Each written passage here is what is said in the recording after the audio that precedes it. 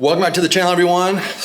Y'all, please excuse this dramatic lighting that I've got going on here, but I wanted to try something different in this video and do my best to simulate the lighting that I used in this photo shoot that we're going to talk about in this video. And this lighting was from a photo shoot from last week, actually, where we got together and I was part of a creative project to launch a new jersey release for the South Carolina football team here. This is a special kind of one-off jersey that they're going to wear for one game this upcoming season. And the creative team over there was they put together a hype video, and it was on me to create some stills to go along with that hype video and not let anyone down.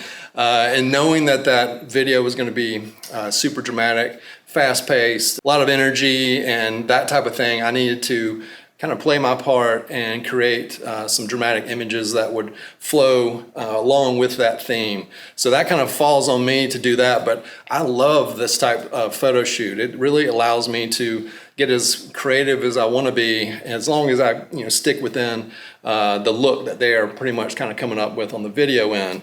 But a lot of these other photo shoots that I'm brought in on, I mean, there's creativity involved, but there's somewhat of a box there on deliverables because of the use cases for what they're going to use those images for. So something like this is really kind of out of that box and makes it a heck of a lot of fun. So let's talk about the lighting. And I get a lot of requests on this channel that people want to see me use smaller lighting setups than a lot of the ones I use with 5, 7 plus lights. So you'll be happy to know I use 2 lights on this shoot.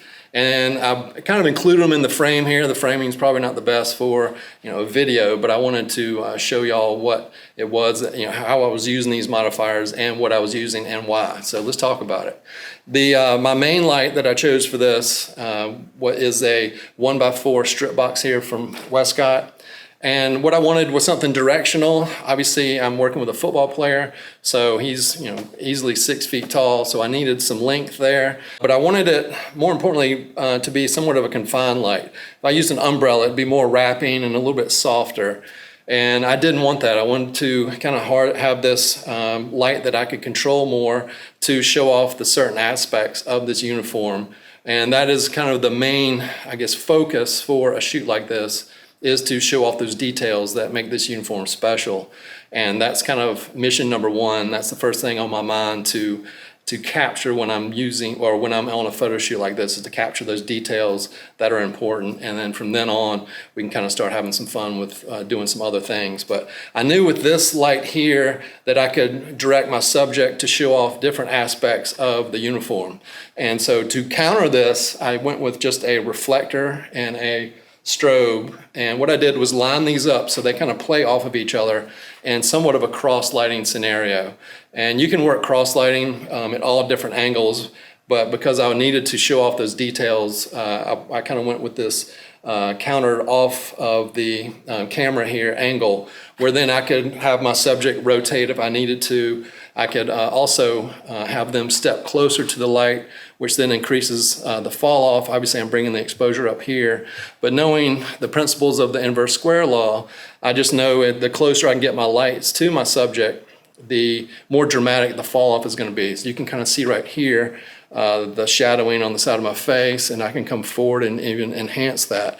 And if I go back this way, you can see the difference between the highlight area and the shadow area is not as well defined. So I was playing along with that the whole amount of time that I had with the subject, and I could have him move forward like this and then adjust my framing, see what it was doing on the uniform, have him step back, have him come closer to the light, or either bring the lights in, and you can kind of see along with this, I've got this nice highlight coming in from this reflector back here that cuts off the shadowing area and kind of gives you that definition, brings the subject forward toward the camera, gives us that 3-dimensional kind of look. So those are mainly the principles I was using on the lighting end, just playing off of these 2 light sources and moving my subject around. Also want to state too, and I've mentioned this on the channel here before, if I'm seeing something in camera, so where your perspective is coming from is kind of where I was generally located, but if I'm seeing something based off of where my subject is, I could get up and move my position, have him stay where he was, and kind of recompose from different areas.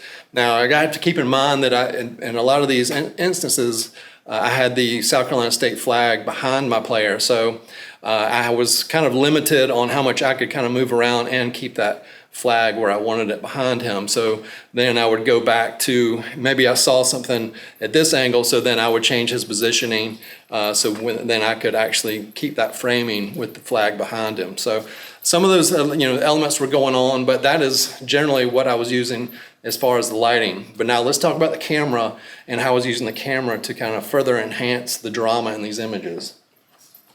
So to pull that off, I was using the Canon R5, and I chose the 28-70 f2 lens. And this gives me, it's just a fantastic lens, and this gives me the option to really shoot at a shallow depth of field. And that's what I wanted to go for. So along with the dramatic lighting, I wanted to use a shallow depth of field to further enhance that drama, show off, isolate the details on the uniform with the shallow focus, and then with the lighting. So you get these really cool shots of, excuse my dogs are in here shaking around, but you get these really unique shots, the shallow depth of field, the dramatic lighting, which I feel like went perfectly along with the video that they were creating over there. And so in these instances where we were doing the studio kind of setup, I was probably around 2.8, 2.5, just to give myself a little bit of leeway there. And then this was a multi-staged, I guess, shoot, if you want to call it that, where we did some studio stuff. And then let me also say too, and I've got a video on here about when you're shooting stills on a video shoot, you just have to realize that it's not all about the stills, and you're basically at the mercy of the video shoot. So it was my job to kind of realize when they were changing setups that then I could get my subject in front of my lights, and this helped too, having only two light sources. I could move them on real quick. As they were changing things up, then I could get the still shots and then move them out of the way, and then they could kind of proceed with their next video setup. So it's kind of a give and take. You gotta be really a member of a creative team, and that to me is really the thrill of something like this, is kind of bouncing in and out with these guys who are super talented with video.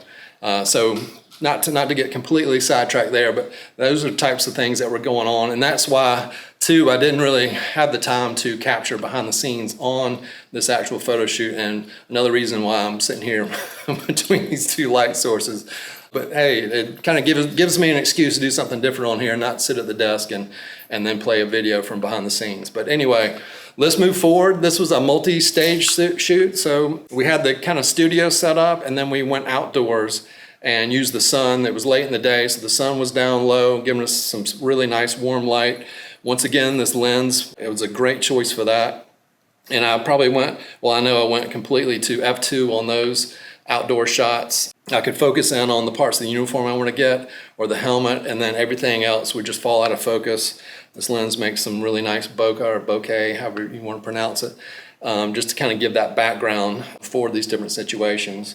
So we went from there, then we moved around the stadium, captured some shots around the stadium, once again using the shallow depth of field. I probably could have used a strobe, but I didn't, just not knowing exactly where we're gonna go, where we were going, hauling stuff up and down the stadium. I knew I had stuff that I'd captured in the studio setup, so I knew I was covered there, and it was kind of fun to be out there, not connected to anything lighting wise, and just using natural light for a change. And then we went from there to on the field and used the actual stadium lights. And once again, this is more for video. They had the lights flashing. So it was more about, I guess, timing my shots, trying to catch the lights on. And let me just say too that it is the technology with lighting in these 80,000 seat stadiums where you can pull out your phone and basically control the lighting with your phone, with an app on your phone. It's pretty surreal to see that in action, but really cool nonetheless. And so we captured some stuff on the field. Obviously, when I'm in those cases, I'm having to up my ISO, change some stuff in the camera, but I did want to keep it, and it helps too when I can go wide open at f2. But yeah, I just want to kind of state that I was having to play with ISO in those cases. Let me also talk about the exposure in these lights. I left that out a minute ago. I believe I was like a 1.5 stops more power on this key light here to accommodate coming through the layers of diffusion in this box in relation to what you got going on here with no diffusion and just a hard reflector reflecting, creating a more powerful light just by itself. So if I had these at even powers, this highlight would be much too bright for what it was that I was looking for. And the cool thing about these lights these days is being able to use the remote. If I'm seeing something in camera that's not quite fitting what I'm wanting creatively, I can just dial them up and down on my camera. But that was the happy spot that I was finding based off of the relation of the location of the light with my subject in both cases. And I was, as I mentioned before, I was trying to keep them as close as possible to my subject to give me those dramatic fall-offs like you can kind of see like right here. So that's about it. I don't want to spend too much of y'all's time here on this video. It was super fun, super exciting. One of those shoots where I can be pretty much as creative as I want to be, and just thought I would come on here and share these different aspects of how I created the images that I'm showing you during this video here. So if you feel like it's worthy, please give me that thumbs up. If you want to see more content just like this in the future, hit that subscribe button down there and the little bell so YouTube will let you know when I'm back on here. In the meantime, you can find me on social media at quantzphoto on Instagram, as well as at ProLightMods on Instagram. Y'all stay safe and healthy out there, and I will see y'all again soon in the next one.